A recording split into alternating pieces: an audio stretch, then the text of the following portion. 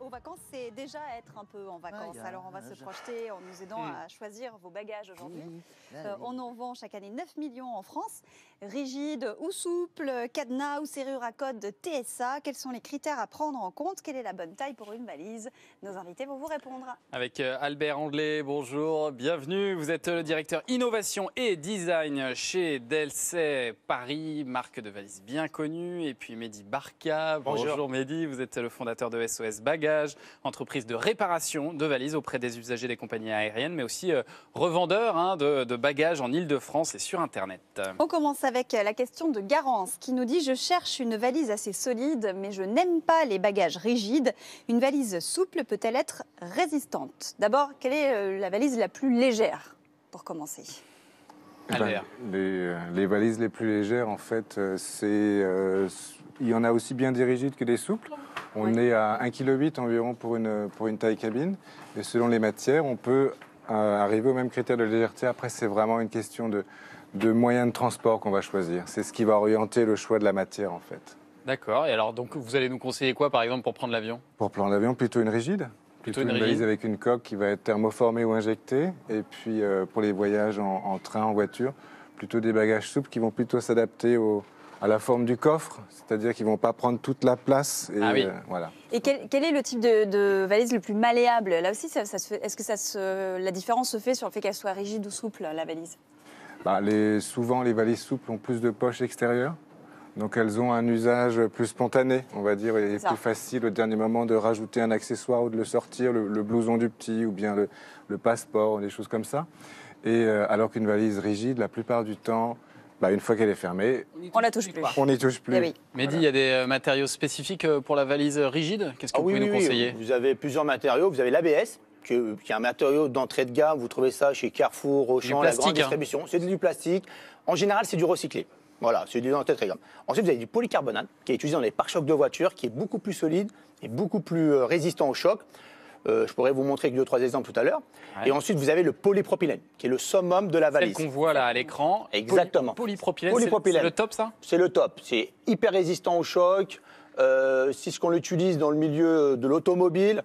L'avantage, c'est que c'est une valise étanche. Et là, on a un exemple d'une valise à une fermeture 3 clips. C'est une valise anti-effraction qu'on ne pourra pas voler. On va en parler, effectivement. Parce le polypropylène a comme avantage également d'être recyclable à l'infini. Ah oui, c'est aussi un autre avantage. Ça, c'est aussi toujours bon, quand on fait un achat, de savoir qu'en fait, on pourra le revaloriser plus tard. On avait testé il y a quelques temps des valises dans la quotidienne en leur faisant subir quelques maltraitances absolument terribles. Dur, oui.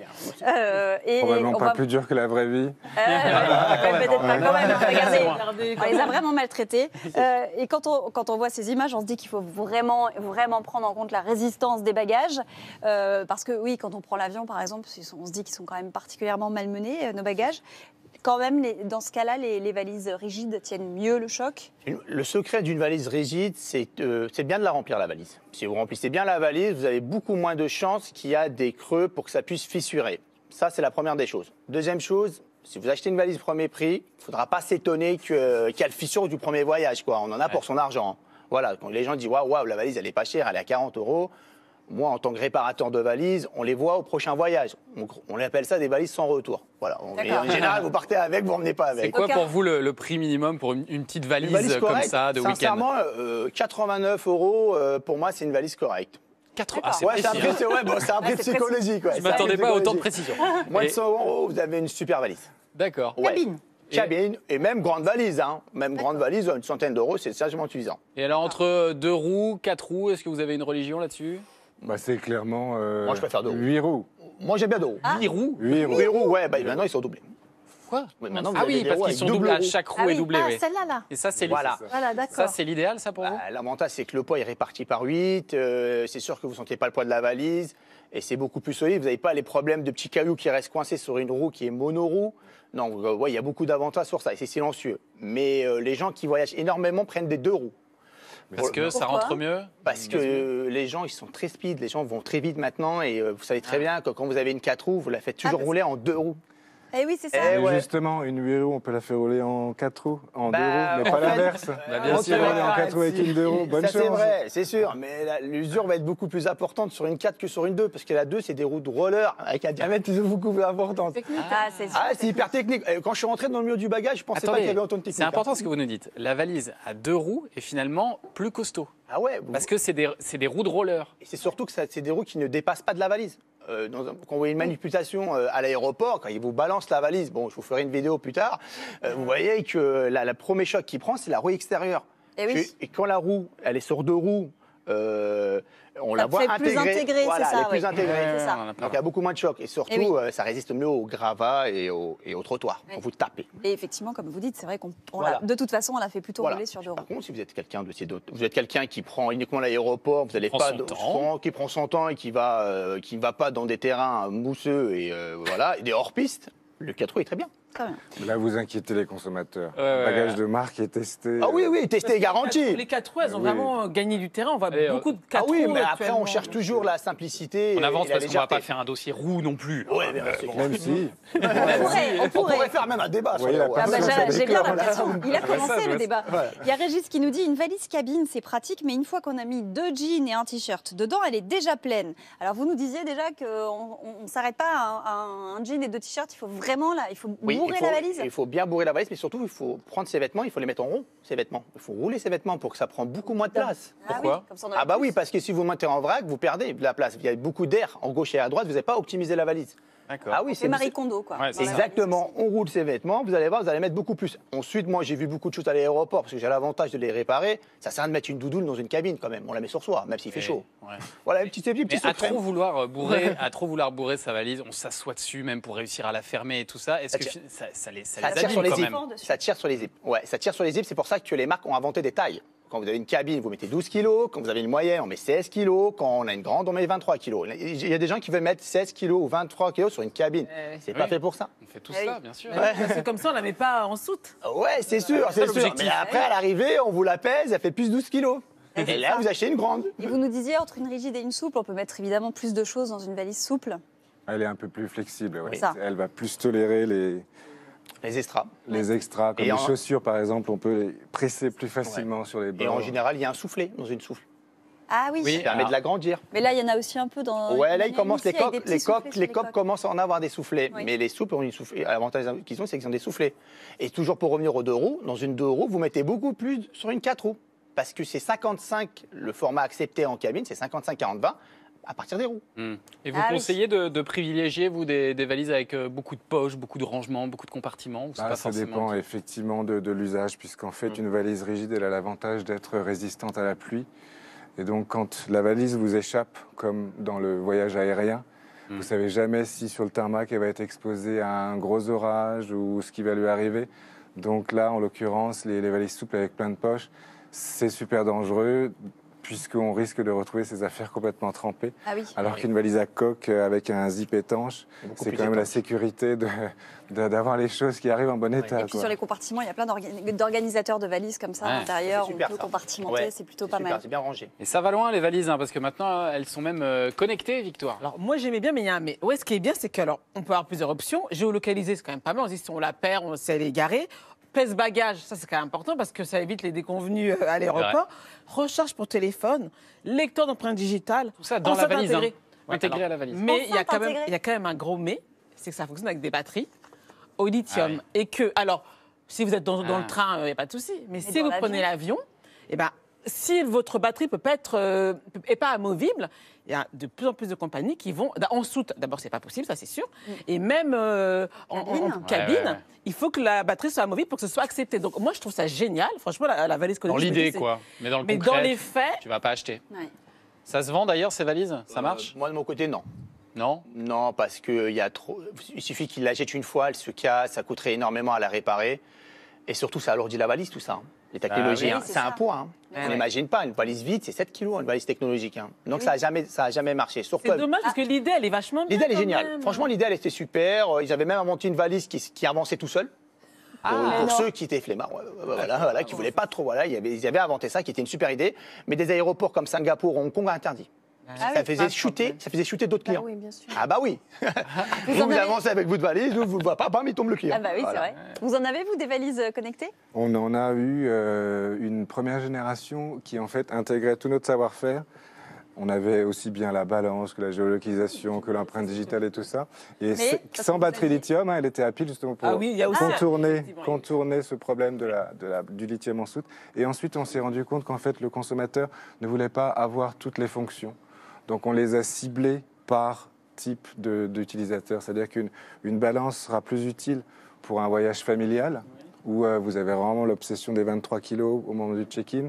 Un homme d'affaires sera plus intéressé par recharger ses appareils, donc on va plus mettre ça sur les valises cabines dédiées au voyage d'affaires. Donc, ciblez vraiment. aujourd'hui, on cible. Parce qu'en fait, ça ne sert à rien d'avoir un sapin de Noël dont on ne va utiliser que 10%. Il y a un autre élément très important, évidemment, quand on parle de valise, c'est la sécurité. Il y a Emma qui nous dit « Je prends l'avion chaque semaine, alors une serrure TSA pour ma valise, c'est indispensable. » On en a un exemple là, on la repère avec ce petit losange rouge Oui, exactement. qui permet aux douaniers de l'ouvrir, c'est ça? Les douaniers américains, entre autres. Uniquement les douaniers américains ont la possibilité d'ouvrir la valise, puisque vous savez qu'aux États-Unis, ils peuvent ouvrir la valise que vous soyez présent ou pas. Et c'est obligatoire, même si vous faites escale. Si vous allez en Colombie, vous faites escale à Miami, On n'a pas le choix. vous êtes obligé d'avoir une TSA. D'accord. Donc, Oui. mais en revanche, ça ne sera pas aux États-Unis. Si on part pas aux États-Unis, si on part en France, on part à Biarritz ou en Corse, on n'en a pas besoin.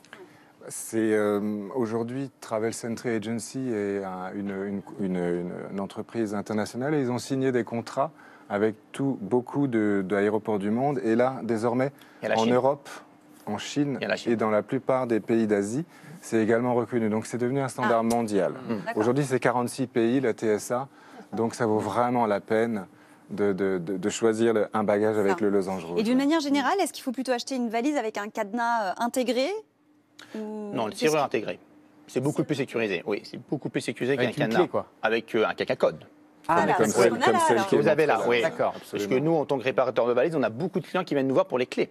Parce qu'ils perdent les clés. Eh oui, bien sûr. Donc à code, c'est beaucoup plus simple et c'est beaucoup plus sécurisé. D'accord. Mais malgré tout, vous nous aviez montré une fois que ça s'ouvrait assez facilement, ces Oui. fermetures éclairs, Oui. même juste avec un stylo. Vous Avec voulez nous un remontrer simple pour stylo. ceux Oui, bien sûr, bien qui sûr. ne l'ont jamais vu? À vrai dire, c'est que vous avez le stylo, vous avez la valise du bon père de famille avec son petit cadenas. Donc Ouais. voilà, il se dit que je suis au top sécurité. Là, je peux voyager autour du monde. Alors, on va l'aplatir pour la montrer bien, la caméra derrière vous. Voilà. Et en fait, il y a quand même une serrure, mais on a toujours cette culture de vouloir mettre des cadenas en France. Je ne sais pas pourquoi. Donc, le stylo, c'est très simple. On a une simple pression dans le zip. Ouais. Hop là. Et là, ça vous permettrait de l'ouvrir. Hop là. Ce qu'il faut savoir, c'est que des stylos dans les aéroports, tout le monde en a. On n'a pas le droit d'avoir des outils, mais on a le droit d'avoir un stylo. C'est pas encore interdit le stylo. ouais. Voilà. Alors, Donc, comment on se protège face à ça? Du plastique autour de la valise. on peut filmer la valise, Ah, on la peut valise. filmer la valise, qui permet de la sécuriser, mais le Aujourd'hui, film, les déchets aussi. voilà. Ça va être pas génial. Et en plus, c'est hyper cher, c'est 20 € à l'aéroport, donc ça s'en fout, ça vaudra plus cher de ce qu'il y a à l'intérieur. Donc, évitez le plastique, évitez le film. Par contre, il y a des trucs très très simples, c'est d'utiliser soit la serrure, qui est là. Voilà, je vais la refermer pour montrer qu'on peut refermer rapidement la valise. Voilà. Donc là, j'ai pu voler les cartouches de cigarettes et les parfums. Ah oui. Donc là, j'ai pas perdu mon boulot. Et en plus, vous avez rien vu. Donc là, vous allez arriver à votre domicile pour voir le vol. Mais ce qu'on conseille, nous, c'est de les sécuriser sur des fermetures. Bon, là, celle-là, c'est vraiment une très basique. Elle n'est pas TSA. C'est juste de condamner les tirettes. Voilà, de respecter les consignes de la valise. Voilà, vous condamnez les tirettes. Au moins, s'il ouvre la valise, Il sera bloqué pour refermer déjà. voilà. Donc on sait, nous, qu'on a Ça été laissera une volé. trace. Voilà. Et puis après, il y a des systèmes comme ça, là. Il y a des super systèmes. Voilà. Ça, Il y a- vraiment, vous pouvez pas faire le coup, impossible. Bah que là, vous je vais vous venez de faire un petit ça. test. Vous allez voir, c'est Oh, impossible. on imagine, ça marche pas, quoi. Impossible. Mais pourquoi? C'est notre meilleur Là, ambassadeur. bah là, vous avez. Ouais. Bah, J'ai rien à dire. je la connais super bien parce que c'est une valise que je répare tous les jours. Ah mince. Non, Ah, non, mais attendez, non, mais ça y est, des fois, il y a des accidents de la vie. C'est un bon commercial. Jusqu'à un certain point. Voilà, il y a des accidents de la vie. Mais des petites bulles, voilà. C'est qu'elle se vend beaucoup, ça. Elle se c'est vend ça, énormément. voilà. Ouais, même un iPhone se casse, tout se casse. Mais l'avantage de ce produit, c'est qu'on ne peut pas voler. Et le Parce qu'il y a un double zip zip. à l'intérieur. Ouais. c'est ça C'est notre brevet que nous avons depuis 10 ans, qui en fait, on a développé zip à des l'intérieur. nouvelles chaînes de zip, donc de tirettes, qui sont en double couche, qui empêchent l'intrusion et surtout qui empêchent le remaillage. On ne peut pas voler. Eh oui. Voilà. Et donc en fait, non seulement vous n'arrivez pas à rentrer, ou bien vous mettez trop de temps, donc en fait le voleur va passer à la valise On suivante. va passer son C'est ça. chemin. Voilà, c'est le Non, mais principe de la porte c'est un blindée. détail, mais il faut y faire attention quand on achète sa valise, hein, parce que ça peut C'est avoir sûr, des vous pouvez avoir des. Ah oui, vous allez dans des destinations un peu risquées comme la Colombie, République dominicaine. Nous, on a déjà vu des clients qui ont un mésaventure de trouver des stupéfiants Qui à ont part des vols. prolongé hein. leur séjour de 20 ans. Ah oui, ouais. oui, voilà. c'est ça. Après, il faut justifier aux autorités que ce n'était pas à vous. Cette technologie, elle coûte cher sur une valise comme ça. Je ne sais pas si vous avez le prix en tête Un de surplus. cette valise. Grosso modo, une valise avec le Securitech entrée de gamme, c'est à peu près. Moi, j'en ai chez moi dans la boutique avec DLC, 140 €. D'accord. Voilà. D'accord. Albert, vous voulez répondre à une question ou vous déléguez Moi et Albert, nous sommes amis. Hein. On a fait connaissance aujourd'hui. Voilà. mais- voilà, ok. C'est devenu mon ami. Vous allez peut-être pouvoir répondre à celle-ci d'Hector. J'aimerais une valise qui tienne dans le temps, mais je n'ai pas un gros budget. C'est possible d'en trouver pour moins de 100 €. Est-ce que vous en commercialisez à ce prix-là? Oui, justement, on est conscient aussi de tous les budgets. Et puis, en fait, c'est exactement le budget auquel on commence, nous. Ouais. Donc, Ouais. dans les magasins d'usine, sur notre site, C'est-à-dire moins de 100 €, ça veut dire combien Autour au de premier 100. prix? ça veut dire 99. Ah oui. Pour une cabine ou pour une un peu plus grosse? Non, on parle de prix cabine, parce qu'en fait, malheureusement, en dessous, la qualité, ça ne suit pas. Eh oui. Après, peut-être que malheureusement, en raison de la crise sanitaire, il y a eu des opérations de promotion ces derniers Ah temps. oui, sur les Ça, valises, en non ce moment, on peut dire que oui. Actuellement, il y a des C'est super ça. prix. hein. Vous avez des stocks là, j'imagine. En fait, là, les gens sont tellement, nos consommateurs ont tellement envie de voyager que ça y est, ils ont recommencé à. Ah oui. Oui, oui. Et puis là, on l'a vu en parallèle des réservations, des sites de voyage. On a nos ventes ont repris. Avec les mesures vraiment. de déconfinement là qui sont Absolument. annoncées. Puis tout le monde a tellement envie de partir. Bah oui. Encore une petite question de Florence qui vous dit: j'ai décidé d'acheter une valise cabine, mais y a-t-il une taille réglementaire standard valable une. pour toutes les compagnies aériennes? Ouais, Ça, c'est ce ça. serait bien, Oui. comme ça n'existe pas. Ça Non, ça n'existe pas. IATA, ils n'arrivent pas à mettre d'accord tout le monde. Donc, le format typique, hein, le plus utilisé, c'est le 55-40-20. C'est celui-là qu'on voit le plus. 40. Nous, on en a 40-20. 4. On C'est a ça une qu'on- taille cabine américaine, la taille Ouais. 55-40, Voilà, c'est la ouais. low cost. EasyJet, on a sorti une nouvelle. 56. Et la Air France, 55, 35, 25. Mais ça veut dire que vous adaptez à toutes les Bah, tailles de nous, valises on est cabine? obligé de faire 4 différentes tailles cabines. Ouais. Ah oui. Plus C'est toutes les infernal. grandes tailles. Donc on est presque dans autant de tailles que dans la confection. Et De... pour les nous, plus, ouais. les plus restrictifs, ce sont les low cost en général, Ouais. c'est ça? Oui. Oui, c'est EasyJet. EasyJet. Non, non, c'est Ryanair. Ouais. En Ryanair, vous avez le droit de rien. Parce qu'en fait, ils vont très bientôt probablement demander à mettre les valises sous le siège devant vous. Ah, d'accord. Oui, Donc, donc ça c'est risque tout encore petit, de les se faces. rétrécir. Ouais, mais ils ont Voilà, déjà donc inventé les valises. On est hein. à 45 cm de hauteur. Ouais. Donc on est dans la taille d'une valise pour enfants quasiment. Ouais. La bonne c'est ça. nouvelle pour vous, c'est que ça vous permet à chaque fois de vendre de nouveaux modèles et de renouveler. Mais ça suscite de la frustration chez nos consommateurs. Ouais, Ils oui, sont obligés oui, de bien sûr. démultiplier le nombre de contenants. Exactement, et de formats. Merci beaucoup à Merci, tous les merci, deux. merci. Et merci à Célia Oprandi qui nous a aidés à préparer ce dossier. On va maintenant filer et répondre à quelques cas pratiques.